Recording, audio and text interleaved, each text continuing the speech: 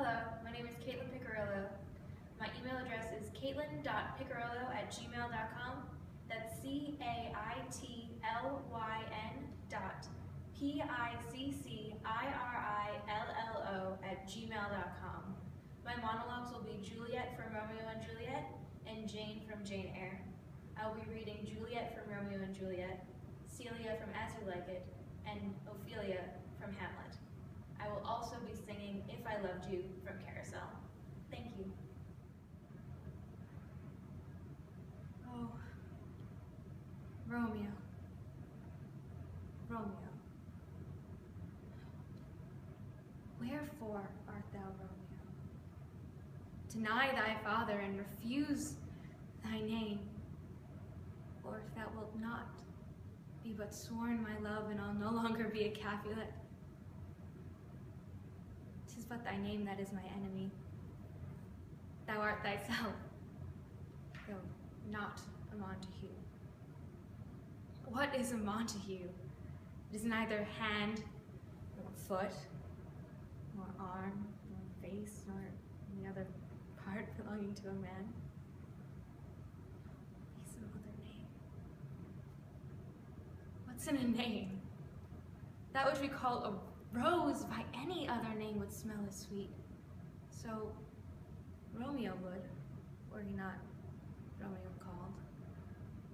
Would he that dear perfection to which that name owes without that title? Romeo, doff thy name, and for that name which is no part of thee, take all myself. I tell you I must go. Do you think I can stay and become nothing to you? Do you think I'm an automaton? A machine without feelings? That can bear to have my morsel of bread snatched from my lips and my drop of living water dashed from my cup? Do you think because I am poor, obscure, plain, and little that I'm soulless and heartless? You think wrong.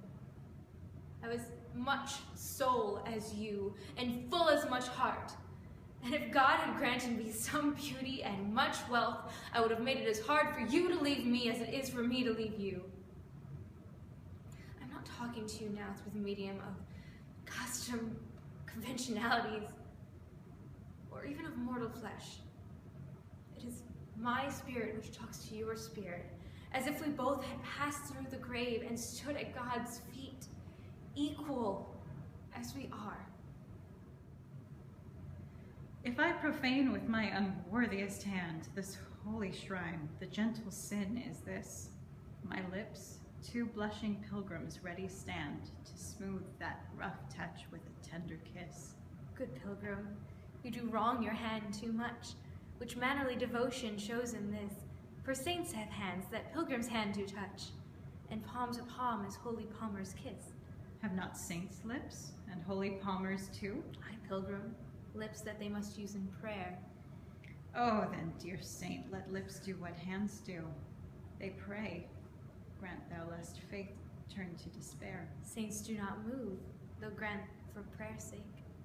Then move not while my prayer's effect I take. Thus from my lips, by thine, my sin is purged. Then have my lips the sin they have took. Sin from my lips? Oh, trespass sweetly urged, give me my sin again.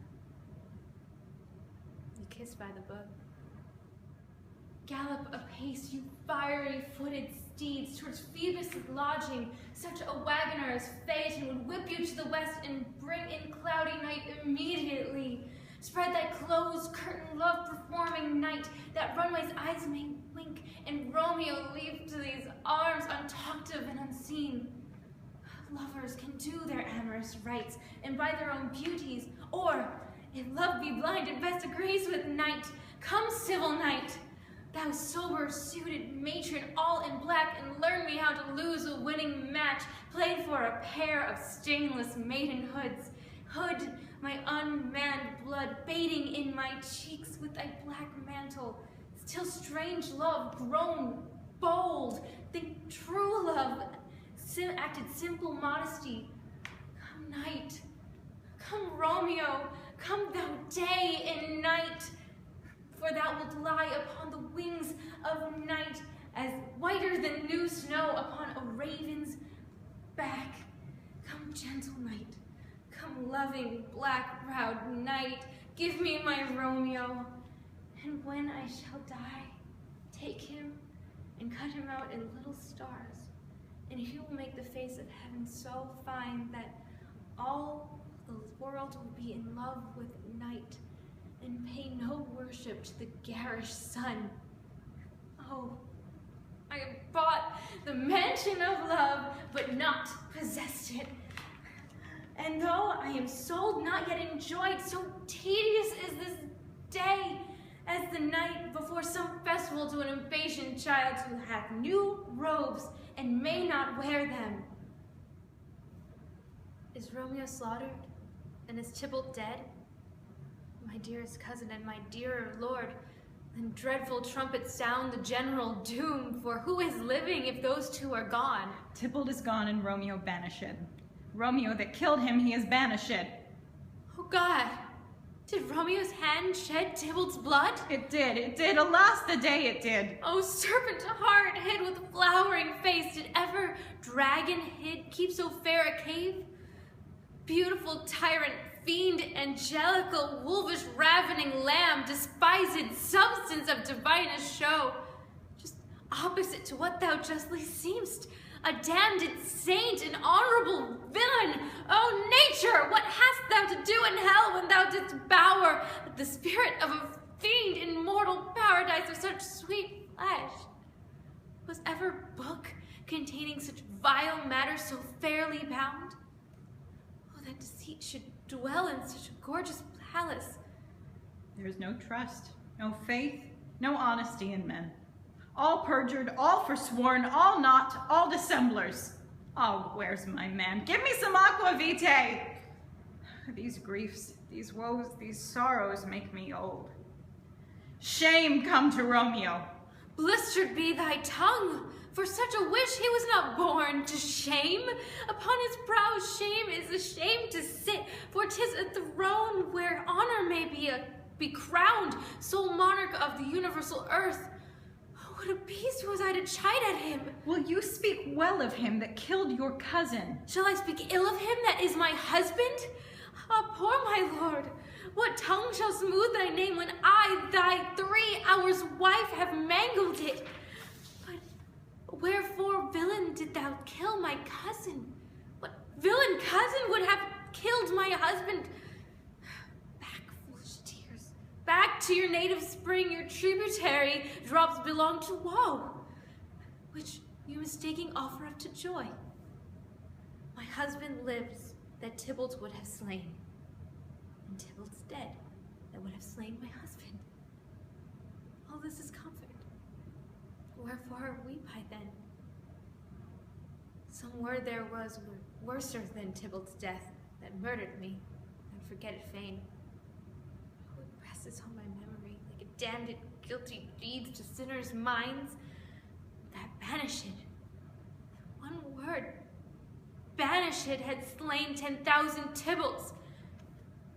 Tybalt's death was woe enough if it had ended there, but or if sour woe delights in fellowship and needly will be ranked with other griefs, why it followed not when she said Tybalt's dead, thy father, or thy mother, nay, or both, which modern lamentation might have moved, but with a rearward following Tybalt's death, Romeo is banished. To speak that word is father, mother, Tybalt, Romeo, Juliet, all slain, all dead. Romeo is banished. There is no end, no limit, measure, bound that word's death. No words can that woe sound. Where is my father and my mother, nurse? Weeping and wailing over Tybalt's corse. Will you go to them? I will bring you hither. Wash they his wounds with tears. Mine shall be spent when theirs are dry for Romeo's banishment. Take up those cords. Poor ropes, you are beguiled. Both you and I for Romeo are exiled. He made you for a highway to my bed, but I am made, die maiden, widowed. nurse, I'll to my wedding bed. Death, not Romeo, take my maidenhead.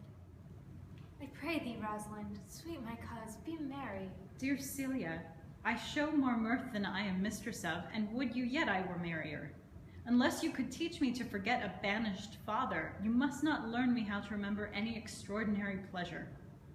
Herein I see thou lovest me not with the full weight that I love thee. If my uncle, thou banished father, had banished thy uncle the Duke, my father, so thou hadst been still with me, I could have taught my love to take thy father for mine. So wouldst thou, if the truth of thy love to me were so righteously tempered as mine is to thee. Well, I will forget the condition of my estate to rejoice in yours. You know my father hath no child but I, nor none that is like to have, and truly, when he dies, thou shalt be his heir. For what he hath taken away from thy father perforce, I will render thee again with affection. By my honor I will, and when I break that oath, let me turn monster. Therefore, my sweet Rose, my dear Rose, be merry. From henceforth I will, coz, and devise sports. Let me see. What think you of falling in love? Marry, I prithee do, to make sport withal. But love no man in good earnest, nor no further in sport neither, than with safety of a pure blush, thou mayst in honor come off again. Which will be our sport then? Let us sit, and mock the good housewife Fortune from her wheel, that her gifts may henceforth be bestowed equally. I would we could do so, for her benefits are mightily misplaced, and the bountiful blind woman doth most mistaken her gifts to women. 'Tis true, for those that she makes fair, she scarce makes honest, and those she makes honest, she makes very ill-favoredly. Nay, now thou goest from Fortune's office to Nature's. Fortune reigns in gifts of the world, not in the lineaments of nature. No, when nature hath made a fair creature, she not by fortune fall into the fire. Though nature hath given us wit to flout at fortune, hath not fortune sent in this fool to cut off the argument? Indeed, there is fortune too hard for nature, and when fortune makes nature's natural, the cutter off of nature's wit. Oh, my poor Rosalind, whither wilt thou go? Wilt thou change fathers? I will give thee mine. Charge thee, be not thou more grieved than I am. I have more cause. Thou hast not, cousin. Prithee, be cheerful. Knowest thou not the Duke hath banished me, his daughter? That he hath not. No, hath he not. Rosalind lacks then the love which teacheth thee that thou and I am one. Shall we be sundered? Shall we part, sweet girl? No, let my father seek another heir. Therefore devise with me how we may fly, whither to go, and what to bear with us. And do not seek to take the change upon you, to bear your griefs yourself. Leave me out, for by this heaven, now at our sorrows pale, say what thou canst, I'll go along with thee. Why, whither shall we go? To seek my uncle in the forest of Arden. Alas, what danger will it be to us, maids as we are, to travel forth so far? Beauty provoketh thieves sooner than gold. I'll put myself in poor and mean attire, and with some umber smirch my face. The like do you, and so shall we pass along and never stir assailants.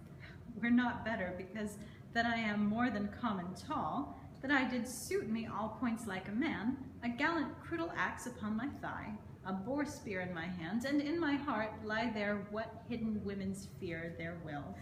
We'll have a swashing and a martial outside, as many other mannish cowards have, that do outface it with their semblances. What shall I call thee when thou art a man? I'll have no worse a name than Jove's own page, and therefore, look you call me Ganymede. Are you honest? My lord? Are you fair? What means your lordship? That if you be honest and fair, your honesty should admit no discourse to your beauty. Could beauty, my lord, have better commerce than with honesty? Aye, truly, for the power of beauty will sooner transform honesty from what it is to a bawd than the force of honesty can translate beauty into his likeness. This was sometime a paradox, but now the time gives it proof.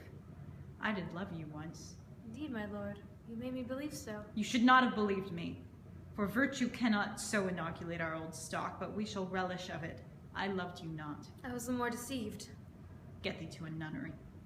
Why wouldst thou be a breeder of sinners? I am myself indifferent honest, but yet I could accuse me of such things that it were better my mother had not borne me. I am very proud, revengeful, ambitious, with more offenses at my beck than I have thoughts to put them in, imagination to give them shape, or time to act them in. What should such fellows as I do, crawling between heaven and earth? We are errant knaves all, believe none of us. Go thy ways to a nunnery. Where's your father?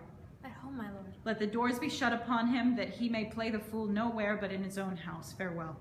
Oh, help him, you sweet heaven. If thou dost marry, I'll give you this plague for thy dowry. Be thou as chaste as ice, as pure as snow, thou shalt not escape calumny. Get thee to a nunnery. Go, farewell.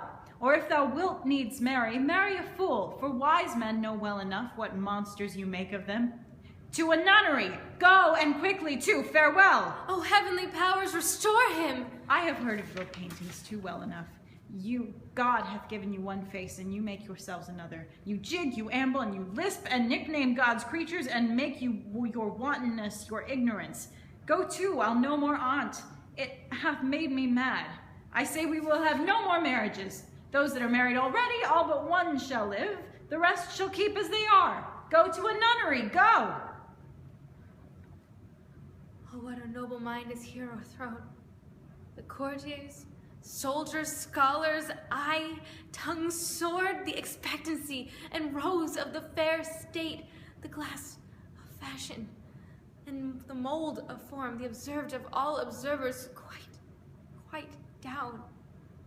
And I of ladies most deject and wretched, that sucked the honey of his music vows, now see that noble and most sovereign reason, like sweet bells jangled out of tune, and harsh, that unmatched form and feature of blown youth, blasted with ecstasy. Oh, woe is me! I've seen what I have seen. See what I see. My lord, as I was sewing in my chamber, Lord Hamlet with his doublet all unbraced, no hat upon his head, his stocking fouled, unguarded, down gyved to his ankle, pale as his shirt, his knees knocking together, and with a look so piteous in purport, as if he had been loosed out of hell to speak of horrors he had come to me. Mad for thy love? My lord, I do not know, but truly I do fear it. What said he? Oh, he took me by the wrist, and he held me hard. Then he goes to the length of all his arm, with his other hand, thus o'er his brow he falls to such perusal of my face, as he would draw it. Long stayed he so. At last, a little shaking of mine arm, and thrice his head thus weaving up and down, he raised a sigh so piteous and profound that it did seem to shatter all his bulk and end his being. That done, he lets me go, and with his head o'er his shoulder turned, he seemed to find his way without his eyes. For out of doors he went without their help, and to the last bended their light on me. Come go with me, I will go seek the king. This is the very ecstasy of love, whose violent property foredoes itself, and leads the will to desperate undertakings, as oft as any passion under heaven that does afflict our natures. I'm sorry. What have you given him? Any hard words of late? No, my good lord, but as you did command, I did repel his letters, and denied his access to me. That hath made him mad. I'm sorry that with better speed and judgment I had not quoted him. I feared he did but trifle, and meant to rack thee. If I